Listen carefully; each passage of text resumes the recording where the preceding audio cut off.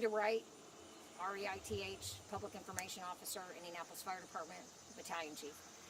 So shortly before 8:30 this morning, Indianapolis Fire Department hazmat team was dispatched to Shelby County for reported train derailment with possible leakage of hazardous materials. Shelby County Fire Department was in command of a situation down here where they had approximately 12 cars derail from the track. There were 80 cars, we believe, in the entire complement of what was on the track, but only 12 actually derailed. It was, of those 12 cars, it was a pretty catastrophic derailment within that 12-car pileup on the tracks. The cars in front of it and the cars behind it are stopped and they're okay. Hazardous materials crews got on the scene and discovered that there were no actual hazardous materials leaking from any of the cars that had derailed. The only two items that were leaking were some used cooking oil from one of the cars and some plastic pellets from one of the cars, neither of those being hazardous. They did, Shelby County did evacuate 5 homes on either side of the tracks, mostly as a precaution because they did not know what they had at the time. But there were no injuries, no loss of life, and nothing was harmed besides the track itself and the 12 cars. So Indianapolis Fire Department Hazardous Materials did an assessment. They plugged the leak of the used cooking oil. It's contained to a pretty little significant area off the tracks, but it's again contained to that area, so there's no threat to the general public in this area. Everybody should be able to stay in their homes and remain where they are. Do you have an idea yet on what possibly caused the derailment? No, they're going to start and look at everything. Everything's very, very preliminary. One of the things that we do know, or at least this is coming from the CSX officials that were here, is that the wheels of the car that was the original derailment, the wheels came off that car. One of the wheels went 40 feet to the north of the track, and the other went 20 feet to the south of the track. But they believe that it could have been, that could be one possibility. They also will look at the condition of the track. I mean, there's a whole lot of layers here that they have to look at before they can make a determination. So it'll be an investigation that's already ongoing. They do have all the CSX personnel here. They have the State Fire Marshal's office here. We have multiple agencies here: Sugar Creek, Fountaintown Volunteer Department, Shelby County Fire Department.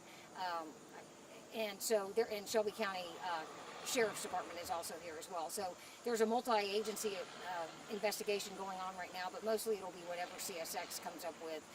They did say that, you know, the way that the impact of the crash actually broke one of the rails up off the track. It embedded itself underneath one of the rail cars, which then pushed about 100 feet worth of railroad ties up and out of the ground. So you can, just by that description, maybe you can understand the impact of those cars, the velocity at which they were traveling, and the impact at which the crash happened. So there's all kinds of things they're looking at. Again, everything's pretty preliminary. Any idea how long it's going to take to clear all this up?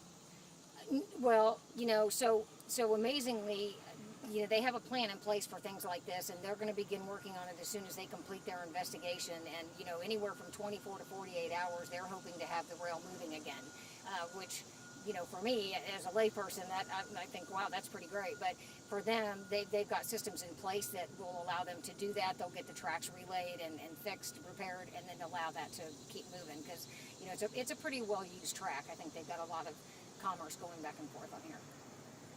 Do you have any idea on how fast the train was going when it Not at all. That'll be part of CSX's investigation.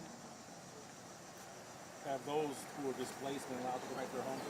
I would believe at this point they have. As soon as they knew that there was no hazardous material leakage from any of the cars, I believe that they were more concerned about getting people back in their homes, and then just allowing CSX to take over from here and do their investigation. But again, they've been already investigating since, you know, we got called out, and so it's already, you know, 2 hours into it. So, but there's a lot of things that they're looking at. One being, you know, a failure of the wheels of some kind, or was there a failure in the track? Was there something wrong with the railroad tie? You know, whatever. There's a lot of different avenues they're going to be looking at here today. Do we know how many different roads in this area are going to be blocked by this train? I don't. It appears that I don't. That's a better question for somebody that lives in this area, so I don't even want to hazard a guess for that one. And so you mentioned that, potentially 24 to 48 hours before they're back to using the rails again. Correct. But how long until they are able to open the roads again? That's a better question for CSX. I don't know, because I don't know what roads are even effective. Again, pointing to her question, maybe that's a better question for the Sheriff's Department. Okay. It's also down on that end. Yeah. But again, with no loss of life, no injury, so that's the good thing.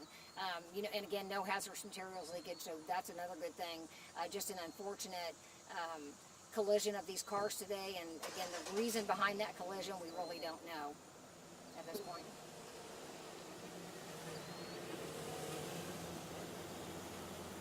All right.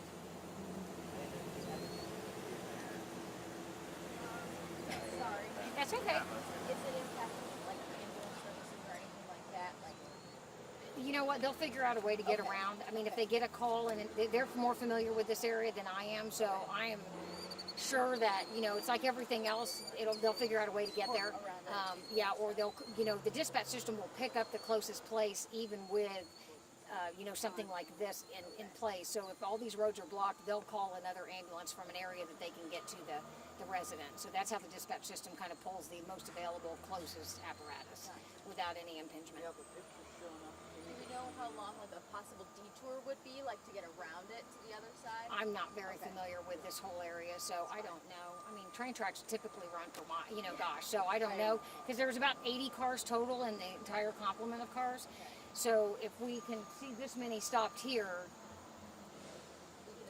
yeah, I don't know. I'm not even sure I can get back out. The other way before you can get around. It's about a mile? Yeah. Okay, so I don't know. About a mile. Somebody better than I will know. Thank you. Thank you. Is that it? Okay. Thank you.